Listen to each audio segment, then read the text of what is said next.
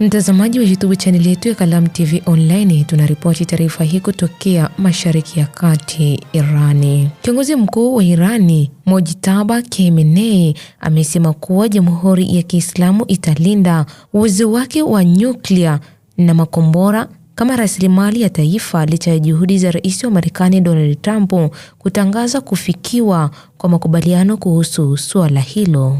Kupitia taarifa iliyosomwa kwenye televisheni ya kitaifa ya Irani, kiongozi huyu alisema kuwa Wairani milioni 90 walioko ndani na nje ya nchi wanachukulia uwezo wote wa Irani kisayansi, kiviwanda, kiteknolojia, nanoteknolojia, bioteknolojia hadi uwezo wa nyuklia na makombora kuwa rasilimali ya kitaifa, na tutazilinda kama tunavyolinda maji, ardhi ya anga ya nchi yetu, alisema Khamenei. Kiongozi huyo mkuu wa Irani aliongezea kuwa mahali pekee ambapo Marekani wanapaswa kuwepo katika Ghuba ya Uajemi ni chini ya maji yake, huko mlango bahari Hormuz ukiendelea kudhibitiwa na Irani, na kutangaza kuwa usimamizi mpya wa mlango huo bahari utaleta utulivu na faida za kiuchumi. Amesema kuwa kambi za kijeshi za Marekani zilizoko eneo hilo la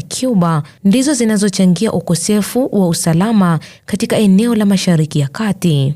Mpendwa mtazamaji wetu, usisahau kubonyeza alama ya subscribe kwenye YouTube channel yetu ya Kalamu TV Online ili wa kwanza kupata taarifa zetu.